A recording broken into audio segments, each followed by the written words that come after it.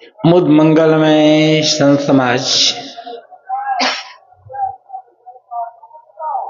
धर्मानुरागी सज्जनों, श्रद्धा मूर्ति देवियों, सदगुरु कबीर का एक पद है, माया मोह मोहित कीन्हा, ताते ज्ञान रतन हरि लीन्हा।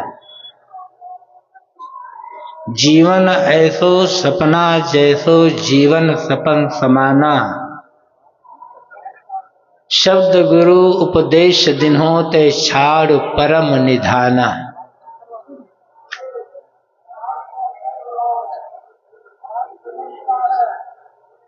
साहब कहते हैं माया के मोह ने लोगों को मोहित कर लिया है, भ्रमा दिया है। इसलिए लोगों का ज्ञान रत्न हरण कर लिया गया है। जितना जितना आदमी माया के मोह में पड़ेगा, उतना उतना आदमी का ज्ञान विवेक नष्ट होता जाएगा या सुप्त होता चला जाएगा। अब प्रश्न यह होता है कि माया है क्या?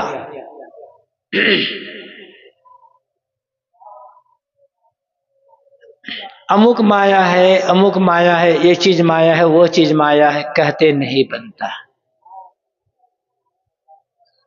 वस्तुतः मन का मोह माया है।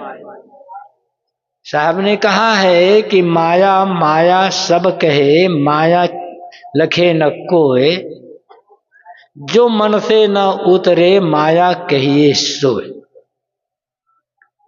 सब लोग कहते हैं क्या करें महाराज, माया में फंस गए हैं। कुछ लोग कहते हैं माया महाराज, भगवान की माया बड़ी अपरबल है, उससे तो बचना ही कठिन है। जब तक वो ऊपर वाला नहीं चाहेगा तब तक माया से छूटना संभव नहीं। हम क्या कर सकते हैं? हम भला माया कैसे छूट सकते? तो क्या ऊपर वाला आपको परेशान कर रहा है? ऊपर वाले को दुश्मनी है आपसे?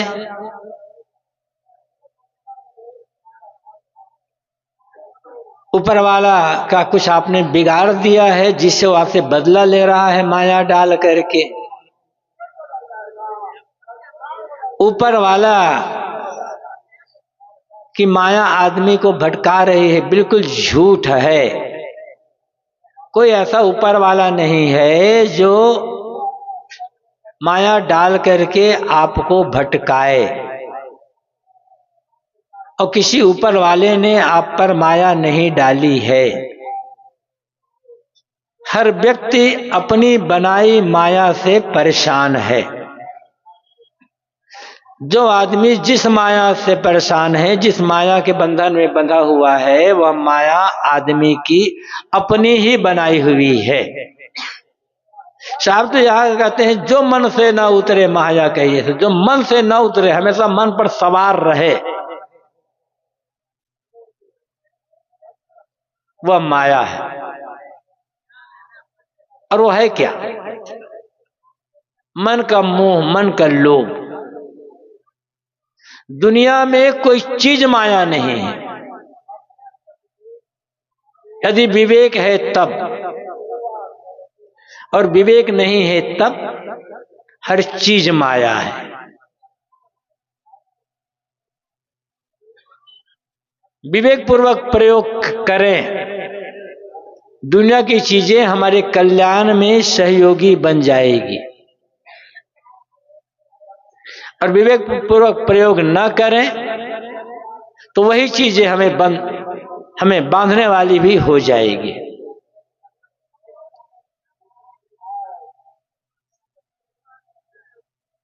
तो सारा खेल मन का खेल होता है। हम सदुपयोग करते हैं या दुरुपयोग करते हैं। साहब ने कहा है माया महा ठगिनी हम जानी, त्रिगुणी फांस लिए कर डोले, बोले मधुरी बानी। मैं जानता हूं कि माया महाठगनी है। जैसे एक ठग पीतल पर सोने के पानी चढ़ा करके लोगों के पास सोने के भाव में बेच देता है, ठग लेता है। जो दिखने में बड़ा सुंदर हो, मोहक, आकर्षक, सुहावना हो, किंतु भीतर से एकदम नीरस हो, मूल्यहीन हो, वो माया। माया यही करती है। माया दूर से देखने में बहुत सुहावनी लगती है, किंतु उसके प्रवेश करो तो पता चलता है कि माया कैसे भटकाती। साहब ने ये नहीं कहा है कि ये माया है, वो माया है, वो माया है। साहब ने तो यहां तक कहा है, काहू के हीरा होए बैठी, काहू के कौड़ी कानी। ये माया किसी के घर में हीरा अर्थात बहुत धन दौलत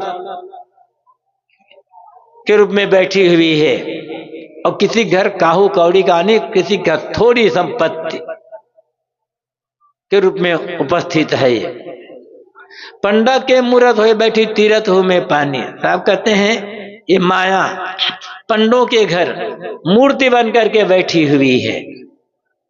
जिस मूर्ति को आप भगवान मानकर पूजते हो, उसे आपने ही बनाया है, आपने ही गढ़ा है, आपने उसमें रंग रोगन किया है, और आपने उसे सुंदर कपड़ा बनाया है, और सोना चांदी हीरे मोती का मुकुट पहनाया है। आप ही उसके लिए मंदिर बनाते हो, और आप उसकी पूजा करके उसके सामने नाक रगड़ करके भीख मांगते हो। वो मूर्ति माया बन गई, आपकी बनाई मूर्ति माया बन गई। अब वो वही मूर्ति आपको छल कर रही है, आपको भटका दिया। बनाया आपने और मान लिया कि तो भगवान है। प्राण प्रतिष्ठा कहा जाता है, मूर्ति प्राण प्रतिष्ठा किया जाता है, प्राण प्रतिष्ठा करने वाले भी आप ना हो तो किसी मूर्ति में प्राण प्रतिष्ठा होगी ही नहीं। और प्राण प्रतिष्ठा भी तो एक कहने का तरीका होता है, इधर खैर नहीं जाऊंगा मैं। लेकिन यदि विवेक नहीं है तो मूर्ति माया है। हाँ, किसी महापुरुष की मूर्ति है तो उसे देखने से उस महापुरुष की याद आती है, उनका त्याग, उनका तप, उनकी साधना, उनके जीवन को उज्ज्वल रहने, उनके आदर्श, इन सब की याद आती है। मन में एक अच्छा प्रभाव पड़ता है, प्रसन्नता होती है। इसलिए किसी घर में मूर्ति है तो कोई गलत नहीं है। अब उसके सामने हाथ जोड़ करके आप प्रणाम करते हो तो कभी नहीं कहेगा कि बेटा खुश रहो, आशीर्वाद। अब जिंदगी भर प्रणाम करते रह जाओ। तो अब वो मूर्ति आपको चलने, आपने अपने कर्म सुधार पर जोर देना बंद करके, सन्मार्ग पर चलना बंद करके, अब उस मूर्ति से आप मोक्ष मांग रहे हो जो आपने बनाया। तो माया तो बनी वो। अब आपकी बनाई मूर्ति आपको छल कर रही है, आप उसी से आप छले जा रहे हो, तो माया बन गई। मूर्ति माया नहीं है, किंतु आपने उसके लिए भ्रम कर लिया कि हमारा कल्याण करेगी, तब वो मूर्ति माया बन जाएगी। अन्यथा मूर्ति अपने आप में माया नहीं है। तीर्थों में पानी, साहब कहते हैं ये माया तीर्थों में पानी बन करके बैठी हुई है।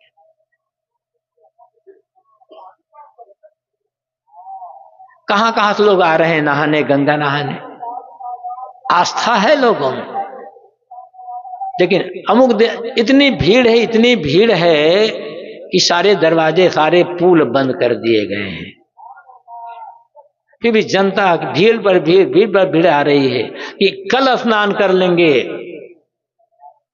तो बस हमारा बेड़ा पार हो जाएगा। वही गंगा है, कभी भी नहा लो, कहीं भी नहा लो, उतना ही काम करेगी। लेकिन नहीं, हमें संगम में जाकर के ही नहाना है, भले रगड़ जाए लोगों से।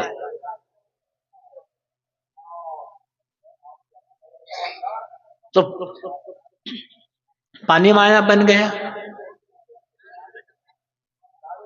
आपने बनाया ना उसको। तो ये चीज माया, वो चीज माया नहीं। जिसके लिए आप भ्रम कर लोगे वो चीज माया बन जाएगी। और उतर नहीं रही मन से, ये माया उतरती नहीं जल्दी। जानते हैं, बुझते हैं, समझते हैं, फिर भी नहीं। धक्का खाना है तो धक्का खा लेंगे, रगड़ जाना तो रगड़ सहन कर लेंगे और कुछ कुछ कर लेंगे, लेकिन हमें नहा करके ही मोक्ष लेना है। बस ये आपने सोचा तो आपकी ये भावना माया बन गई। गंगा नहाना गलत नहीं है, संगम नहाना गलत नहीं है, लेकिन ये सोचना कि गंगा नहा लेंगे और संगम नहा लेंगे तो हमारा पाप कट जाएगा, ये आपका जो सोच है, आपका जो भ्रम है, ये माया है। साहब कहते हैं माया मोह मोहित किया, माया के मोह ने मोहित कर लिया आदमी को। कोई विवेक नहीं, कुछ नहीं। कहां कहां से लोग आ रहे हैं नहाने के लिए। बाहर सब कुछ में तो इतने एडवांस है, इतने आधुनिक है कि कहना क्या। लेकिन जब भ्रम की बात आती है तब सब मूढ़ बन जाते हैं। जिस जिस खान पान से, जिस जिस रहन सहन से, जिस जिस बात व्यवहार से, जिस कर्म से, जिस देखने से हमारा विवेक कमजोर हो जाए, हम सत्य पर चिंतन न कर सके, वो सब देखना सुनना बोलना चालना बात व्यवहार काम धाम खाना पीना सब माया है।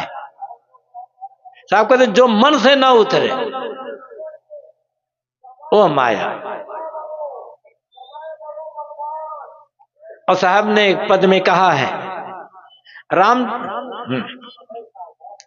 अवधू कुदरत की गति न्यारी, रंग निवास करे वह राजा भूपति करे भिखारी। अवधूत कुदरत की जो गति बड़ी न्यारी है। यहाँ कुदरत का मतलब प्रकृति के नियम नहीं है, यहाँ साहब कहने का तरीका अलग है। ये कुदरत जैसे साहब कहते हैं आदमी के मन का मोह रूपी माया है और उसकी गति बड़ी विलक्षण हो जाती है। ये कब से क्या कर दे, क्या करती है ये?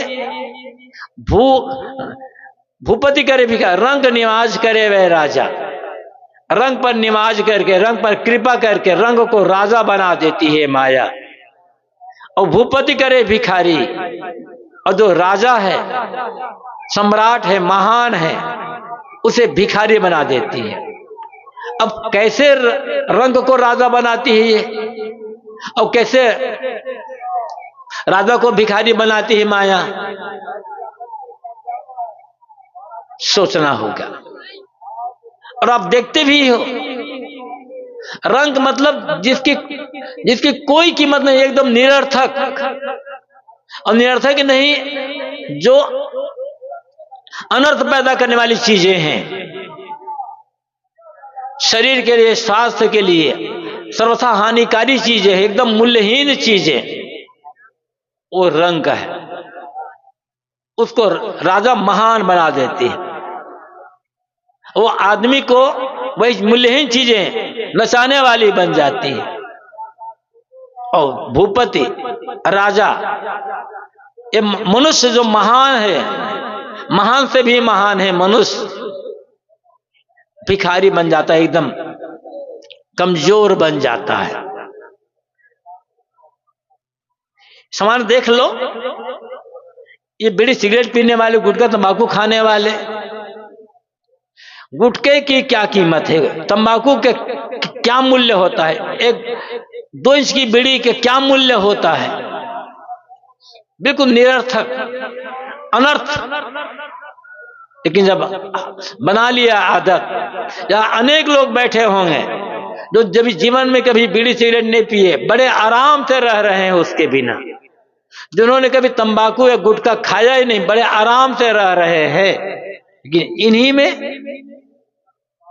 कुछ ऐसे लोग होंगे जो गुटखा तंबाकू खाने वाले हैं, उसके खाए बिना रह नहीं पाते, ना मिले तो बेचैन। एक जरा सोच लो, गुटखे का जो पाउच है, गुटखे की जो पुड़िया होती है, आधा ग्राम गुटखा होता होगा, उसमें 1 ग्राम गुटखा होता होगा। वही 1 ग्राम गुटखा 50, 60, 70, 80 किलो के आदमी को नचा रहा है। नचा रहा नहीं नचा रहा, उसके बिना रहना आदमी को मुश्किल पड़ गया। वो 1 ग्राम गुटखा ना मिले तो 80 किलो का आदमी बेचैन, बेहाल। ये गुटखा रंग के समान है, एकदम निरर्थक। और आदमी जो राजा हो वो भिखारी बन गए उसके लिए बिना। यहां तक कहने लग जाते हैं लोग, महाराज भोजन न मिलेगा तो चलेगा, बिना गुटखा के नहीं चलेगा। तो ठीक है, हम 1-1 किलो गुटखा खिलाएंगे तुमको 1 महीना तक, तैयार हो जाते। जो लोग कहते हैं बिना भोजन के हम रह सकते, बिना गुटखा नहीं रह सकते, हम 1-1 किलो गुटखा खिलाएंगे, हमारा 1 महीना तक रहोगे, मरोगे तो जिम्मेदारी हमारी नहीं होगी। 2 इंच की बीड़ी 6 फीट के आदमी को नचा रही है। क्या है उसमें? यही तो माया है ना। और कैसे आदमी एकदम गुलाम बन जाता है उस माया का। महात्मा ने उदाहरण दिया करते हैं, घटना सही ही है। एक मालिक है, बड़ा किसान, और मालिक है, उसके घर एक मजदूर काम करता है, नौकर। और नौकर मालिक मानता है कि मैं मालिक हूं और मैं बड़ी जाति का हूं, ये मेरा नौकर है, ये छोटा है, ये छोटी जाति का है। मालिक और नौकर एक दिन दोनों खेत में काम करने गए। काम करते करते नौकर को बीड़ी पीने की तलब लगी, तलब आदत जो परेशान होते तलब लगी। नौकर ने जेब में हाथ डाला, बीड़ी निकाला, मुंह में लगाया, बातें लाके पीने लगा। अब जो एक आदमी बीड़ी पी रहा तो दूसरे बीड़ी पीने वाले आदमी को भी वही मन होगा। तब मालिक ने देखा नौकर बीड़ी पी रहा, सोचा मैं भी बीड़ी पी लेता हूं। जेब में हाथ डाला तो बीड़ी खत्म हो चुकी है। अब वो मालिक कहता है मैं हाथ फैला मैं भूखों मर सकता हूं लेकिन हाथ नहीं फैला सकता।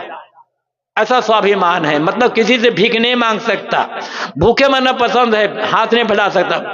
ऐसा स्वाभिमान हर आदमी में होना चाहिए। लेकिन वही मालिक जब बीड़ी नहीं है, परेशान होने लगा, तब नौकर कहते भैया मुझे 1 बीड़ी दोगे? नौकर से भोजन नहीं मांग सकता, छोटी जाति का है, छोटी जाति बनाए आदमी का भोजन न खाएगा ना उसे बीड़ी मांगे, क्योंकि वो मालिक है, कैसे मांगेगा। लेकिन वही मालिक नौकर से कहता भैया मुझे 1 बीड़ी दोगे? नौकर तो कहता है मालिक बीड़ी तो खत्म है, 1 की तो बीड़ी रही है, देखो पी रहा हूं।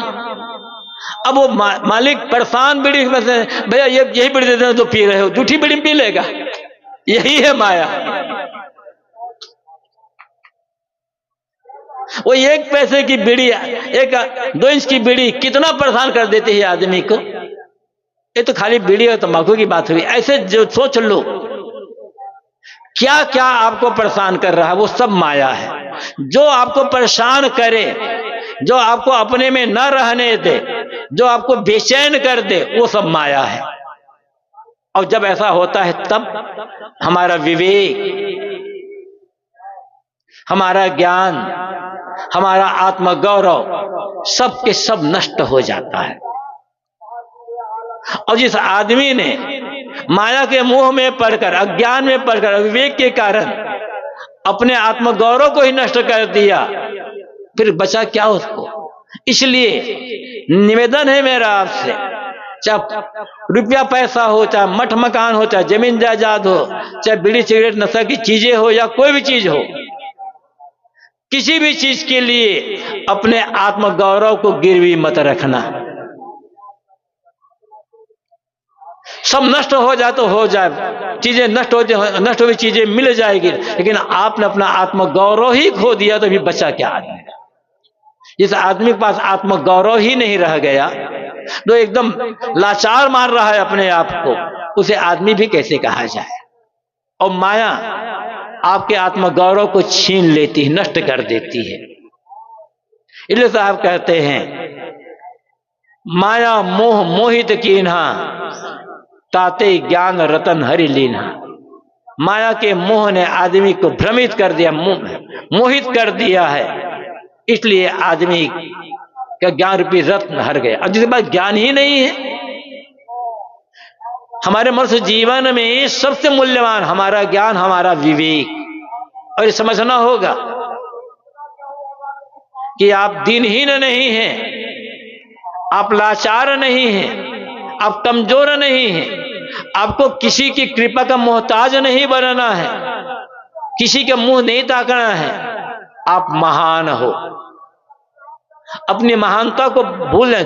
जितनी जितनी आदत बिगाड़ोगे, आसक्ति में पड़ोगे, माया के मोह में पड़ोगे, वासना के गुलाम बनोगे, उतने उतना आपकी महानता दबती चली जाएगी। अपने को आप कमजोर,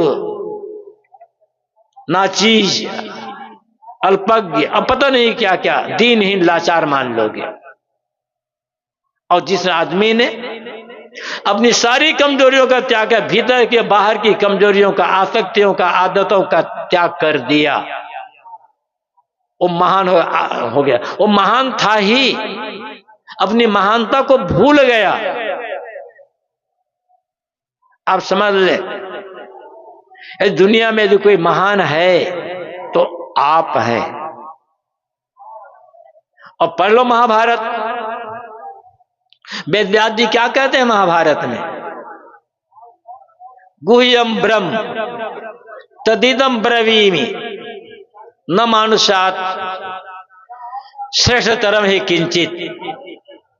मैं तुम्हें एक गोपनीय बात बता रहा हूं, ये वेद व्यास जी कहते हैं कि मैं तुम्हें एक गोपनीय बात बता रहा हूं। वह यह है कि नवानुशास्त्र में किंचित, मनुष्य से बढ़कर के, मनुष्य से महान दुनिया में कोई नहीं है। सबसे महान है तो मनुष्य, मानव तू है सबसे महान। लेकिन जितना माया के मुंह में पड़ेंगे, महान नहीं रह जाएंगे। लाचार, विवश, परवश, दीनहीन और कमजोर बन जाओगे। माया यह तो करती है, वो माया आपने बनाई है। आपकी जो आदत है, किसी की कोई आदत, किसी की कोई आदत, सारी आदत बनाने वाले आप होते हैं। कोई भगवान आपको भटकाता नहीं है। यदि भगवान भटकाता तो भगवान आपको बचाता, लेकिन भगवान ने आपको नहीं भटकाया है। किसी भगवान ने नहीं कहा आदमी को तुम बीड़ी पियो, सिगरेट पियो, शराब पियो और गुटखा तंबाकू खाओ, या कुकर्म करो, चोरी करो, डाका करो। किसी भगवान ने आपसे कहा नहीं है। ये गलत संगत में पढ़ करके, गलत लोगों संगत में रह करके धीरे धीरे आदत आपने बनाई है। और अपनी आदत का त्याग आपको ही करना पड़ेगा। भक्त है, सज्जन है, मित्र है, सत्संगी है, संत है, गुरुजन है, ये आपको राय दे सकते हैं, प्रेरणा दे सकते हैं, आपके जीवन को बदल नहीं सकते। कहा यह जाता है, गुरु की कृपा हो जाएगी तो सब कुछ हो जाएगा। तो क्या गुरु की कृपा नहीं है? गुरु आप पर कृपा नहीं कर रहा है? गुरु तो दयालु होते हैं, कृपालु ही होते हैं। यदि गुरु में शक्ति होती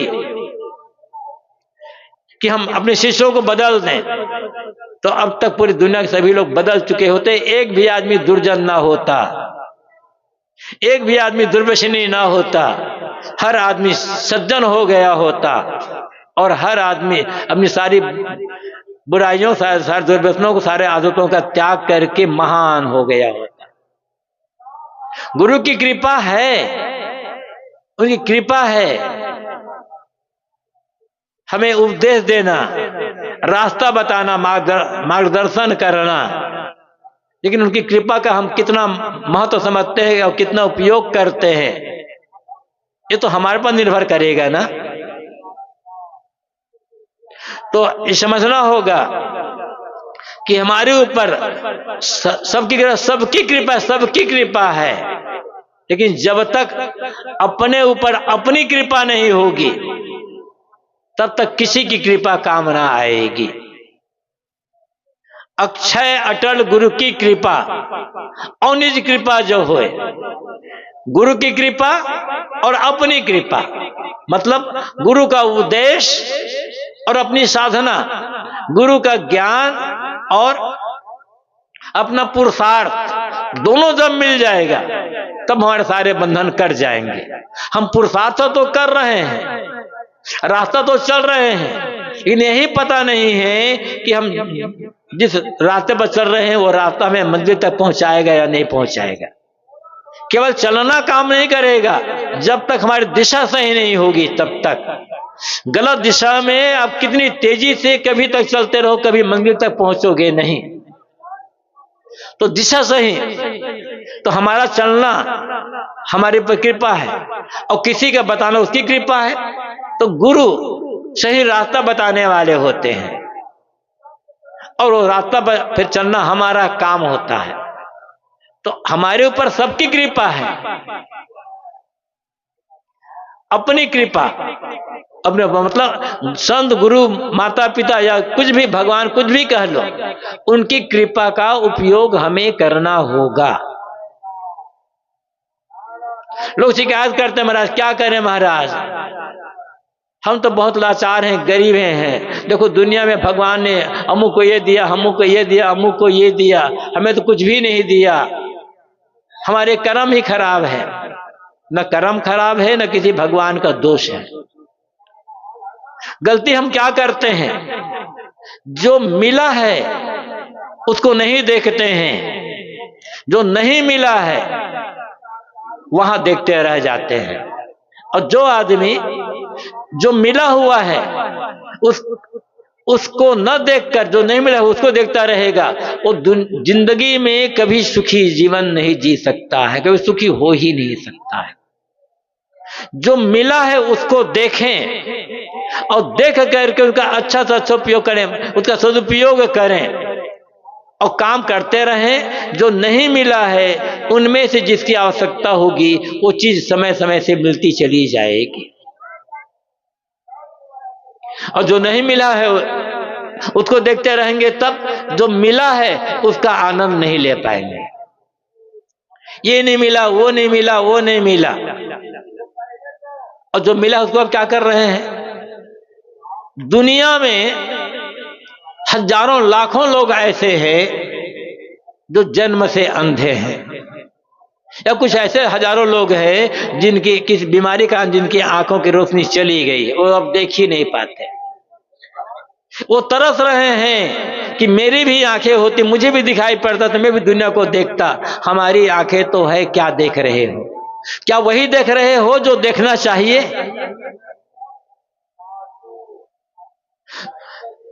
यदि हम वही देखते जो देखना चाहिए तो हमारा मन चंचल ना होता, मन में विकारी भावना ना आती, और ये फिर अनेक प्रकार के जो दुष्कर्म हो रहे हैं, दुराचार हो रहे हैं, ये सब ना होते। आंख तो मिली है, क्या उपयोग कर रहे हैं? अनेक ऐसे लोग हैं जो लूले हैं, लंगड़े हैं, वो उनके हाथ ही नहीं काम कर पाते, पैर नहीं चल नहीं पाते। क्या हमारे पास पैर तो है, जहां जाना चाहिए क्या वहीं जा रहे हैं? और हाथ से क्या दूसरों, मतलब हमारे हाथ है, हाथ को उपयोग अपने निर्वाह के लिए, दूसरों की सेवा के लिए कर रहे हैं, या हाथ को उपयोग दूसरों को सताने के लिए कर रहे हैं, दूसरों को लूटने के लिए? हाथ को उपयोग देने के लिए कर रहे हैं या छीनने के लिए कर रहे हैं? यदि देने के लिए कर रहे हैं तो जीवन सफल होता चला जाएगा, और छीनने के लिए करते हैं तब पैसा तो मिलेगा लेकिन जिंदगी बर्बाद होती चली जाएगी। ये पैरों से हम चलते तो हैं, इन पैरों से चल करके शराब घर की तरफ जा रहे हैं या मंदिर की तरफ जा रहे हैं, सिनेमा घर की तरफ जा रहे हैं या गुरु आश्रम की ओर जा रहे हैं? कभी सोचा है? मतलब ऐसे आप जो मिला उसका उपयोग क्या कर रहे हैं। अनेक ऐसे लोग हैं जो जन्म से पागल की बुद्धि काम नहीं करती। हमारे पास तो बुद्धि है ना, क्या वही सोचना चाहिए, वही निर्णय कर रहे हैं जो निर्णय करना चाहिए। माया जब मन में आ जाएगी ना, माया का मोह जब आएगा, जब विवेक हट जाएगा, आंख का हम दुरुपयोग करेंगे, विजाति घट की ओर ललचाए दृष्टि से देखते रहेंगे, विगाड़ दृष्टि से देखते रहेंगे, हाथ से दूसरों के वस्तु छीनने का काम करेंगे, पैरों से गलत जगह पर जाएंगे, बुद्धि मुख से गलत बात बोलेंगे, सब कुछ का हम दुरुपयोग करेंगे। क्योंकि जब विवेक ही नहीं रह गया तो फिर अब क्या होगा। और माया का मोह जितना बढ़ेगा, आदत जितनी बढ़ेगी, विवेक उतना कमजोर होगा। और जिसका विवेक ही कमजोर है वो कहां कहां ठगाएगा और कहां कहां अपने को बेचता फिरेगा, कुछ कहा नहीं जा सकता है। ये अनमोल जीवन तुच्छ निरसर चीजों के समर्पित हो जाता है। माया का काम यही है। माया का मतलब है मूर्छा। तो साहब कहते हैं, माया मोह मोहित कीन्हा ताते ज्ञान रत्न लेना।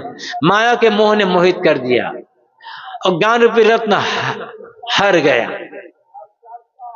ये समान लोगों की बात नहीं, बड़े बड़े कलाम। जब भी हमारे मन में माया आएगी, माया किसी के मन में भी, और ऐसा नहीं है कि एक बार माया के चक्कर से बचे तो जिंदगी बच जाए, जिंदगी भर माया उपस्थित होती रहेगी। चीजें तो है ही, दिखाई तो पड़ता रहेगा, मन में विकार तो बने ही रह जाएंगे। इसलिए बड़ी सावधानी से जीवन जीने की आवश्यकता है। कभी किसी भी बात के लिए लुभाना नहीं है, किसी बात के लिए अपने मन को कमजोर नहीं बनाना है, विकारी नहीं बनाना है।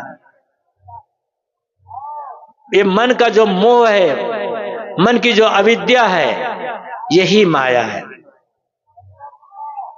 मन माया तो एक है, माया मन ही समाये। तीन लोग समझते पर मैं काहे का समझा। साहब कहते हैं मन और माया एक ही बात है। माया मन में समाई हुई। मैंने कहा था किसी ईश्वर ने आपके ऊपर माया नहीं डाली है, क्योंकि ईश्वर की जैसी धारणा है, उस धारणा के अनुसार से ईश्वर तो दयालु है, कृपालु है, ईश्वर पवित्र है, निर्मल है। तो जो ईश्वर पवित्र और निर्मल है, दयालु कृपालु है, वो किसी पर माया की गंदगी डालकर परेशान क्यों करेगा। जो परेशान करेगा वो ईश्वर कैसे हो सकता है। वो जो परेशान करेगा वो दयालु कैसे हो सकता है। माया की व्याख्या हम गलत करते हैं, ईश्वर की व्याख्या भी हम गलत करते हैं।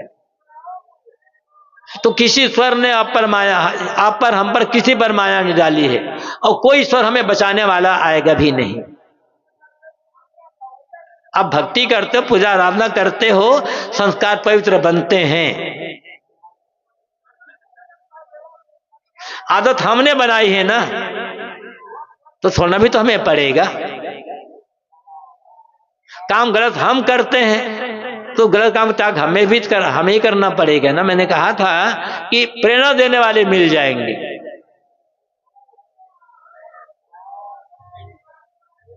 तो ये चीज माया, वो चीज माया, वो चीज माया नहीं है। न स्त्री माया है, न पुरुष माया है। अक्सर धर्म साधना क्षेत्र में कहा जाता है स्त्रियां माया है, उसे बचो। यदि स्त्रियां माया पुरुष के लिए, तो पुरुषों के लिए माया, तो फिर स्त्रियों के लिए माया क्या होगी। या तो स्त्रियां मुक्त होगी, सबके सब परम ज्ञानी परम विवेकी होगी। तो न स्त्री माया है, न पुरुष माया है। किंतु पुरुष के मन में स्त्री के लिए जो मोह है वो मोह माया है, स्त्री के मन में पुरुष के लिए जो मोह है वो उसके लिए वो माया है। दोनों के मन में, दोनों के लिए जो मोह है, आकर्षण है, और दोनों के मन में दोनों से जो सुख पाने की भावना है वो भावना माया है।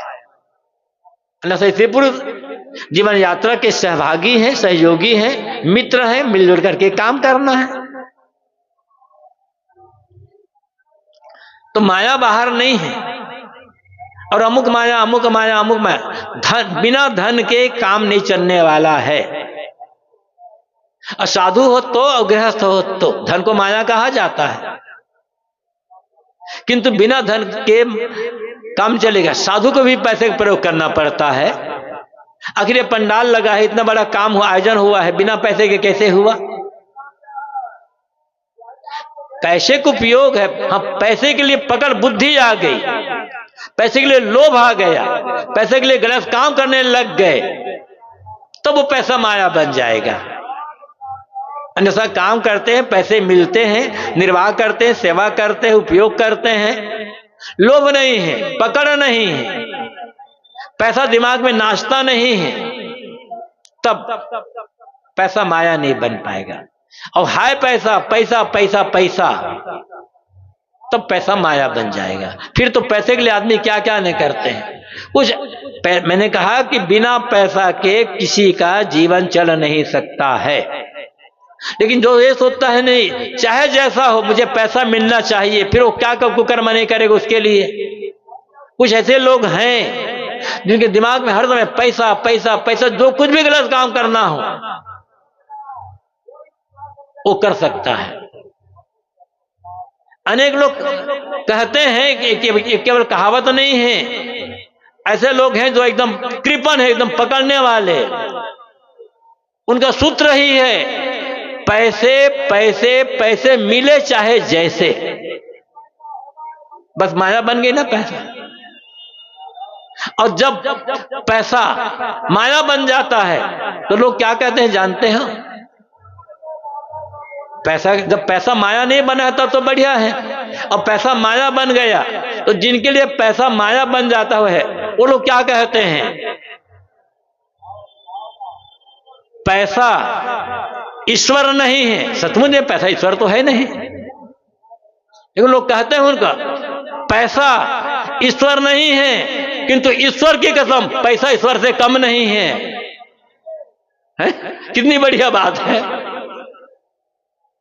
तो मैं ये कह रहा था, क्यों पैसा मोह नहीं, कोई चीज मोह नहीं। साहब कहते हैं मन माया तो एक माया मन ही समा। ये मन का जो मोह है, जो उतर नहीं रहा है मन से, वो माया है। और ऐसा जब होता है तब ज्ञान रत्न है। साहब कहते हैं तुम्हारा ज्ञान रूपी रत्न हर जाता है। इसलिए साहब कहते हैं माया मोह लखो विचारी। माया के मोह को लखो और विचारो। माया से बचने का एक ही साधन है, विचार, विवेक। पूजा करो, भक्ति करो, नाम जपो, माला फेरो, मंत्र जपो। लेकिन मंत्र जपने से, माला फेरने से, गंगा नहाने से, गुरु के चरणोदक पीने से और गुरु को उपदेश सुनने मात्र से माया से बचना संभव नहीं है। माया बचा नहीं जा सकता है। ये सब अपनी जगह पर ठीक है, किंतु विवेक, विचार, जिसके लिए मन में आकर्षण है उस पर विचार और विवेक की कसौटी लगाएं। एकदम करना चाहिए, पोस्टमार्टम करना शुरू करें। किसी भी चीज के लिए पोस्टमार्टम शुरू करना चाहिए। एक युवक एक युवती के प्रति आकर्षित है उसके चेहरे के रूप को देख करके। एक युवती एक युवक के लिए आकर्षित है उस युवक के रूप, सौंदर्य और शरीर गठन को देख करके। अब थोड़ा सा विवेक करो, जिस चेहरे के, जिस शाम को देख करके मैं लुभा रहा हूं, वो शरीर है क्या? शाम है, अंदर मांस है, हड्डी है, खून है, कफ है, थूक है, लार है, मलमूत्र है। शरीर के अलग अलग करते चले जाओ। सुंदर से सुंदर युवक, सुंदर से सुंदर युवती, इस चेहरे पर दो चार खरोच आ जाए, दो चार फुंसियां निकल जाए, सुंदरता गायब, फिर उसी चेहरे देखने का मन नहीं कहेगा। और सुंदर से सुंदर युवक युवती इस शरीर से चाम, मांस, हड्डी, मल मूत्र इसको अलग अलग कर दो, आकर्षित हो गए। हाँ, इस पर सब पोस्टमार्टम करे आखिर यह है क्या? मिट्टी, पानी, आग, हवा से बना हुआ है, जड़ तत्वों का साज है, परमाणुओं का ढेर है। इस प्रकार शरीर की वास्तविकता का करेंगे। साहब कहते हैं माया मोह लखो हुई बिचारी। विचार लखो, गहराई से चिंतन करो और विवेक की कसौटी लगा लो, और तब फिर मन में माया नहीं रहेगी। बिना विवेक के, बिना विचार गहराई में उतरे अब किसी को भी पुकारो, माया से बच नहीं सकते। और समझ लो आपको पुकार सुनने वाला कोई दुनिया में ऐसा नहीं है जो आपको पुकार सुनकर आकर के आपके मन से माया के मोह को दूर कर दे। अपने कदमों पर खड़ा होना जिम्मेदारी हमारी है। हर व्यक्ति अपने जीवन का मालिक स्वयं है, निर्णय उसे ही करना होगा, और यहीं पर विवेक हमारा काम करता है।